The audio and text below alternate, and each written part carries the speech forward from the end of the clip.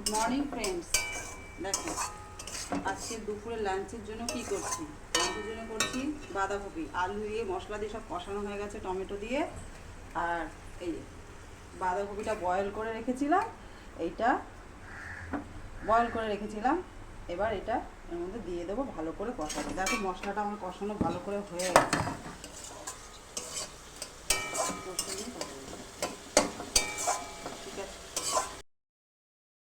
বাঁধাকপিটা হয়ে গেছে। এবার আমি এখান থেকে ধনেপাতা দিয়ে দেবো। ধনেপাতাটা দিয়ে ভালো করে কে বাঁধাকপি খেতে ভালোবাসো অবশ্যই কমেন্ট বক্সে জানিও। আর যার যার লোভ লাগছে সেও কমেন্ট বক্স থেকে জানিও কার কার লোভ লাগছে।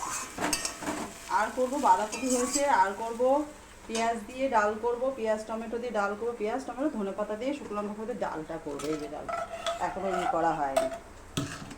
আর দেখি কি করি। আর কি এটা কি ভাতে ও ভেন্ডি সেদ্ধ হেভি লাগে। ভেন্ডি সেদ্ধ দিয়ে ভাতটা করবো।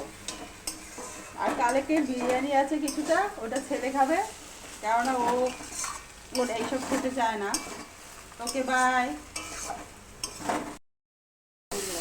পেঁয়াজ টমেটো এর মধ্যে কি আছে জানো বন্ধুরা? পেঁয়াজ আছে, টমেটো আছে, শুকনো লঙ্কা ফোড়নে দিয়েছি আর জিরা। এটা দিয়ে আমি ডালটা সম্বারে দিয়ে দেবো। আমার মশলাটা কষানো হয়ে গেছে।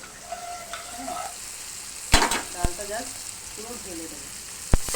আমি প্রেশারেই ডাল করি, কেননা আমার খুব তাড়াতাড়ি হয় তাই। অনেকটা বয়েল করা আছে, ধনেপাতা দিয়েও একবারে দিয়ে দেবো সব। তো সময় ওয়েস্ট করে কোনো লাভ নেই। ঠিক আছে, হয়ে গেছে ডাল, নামিয়ে দেবো।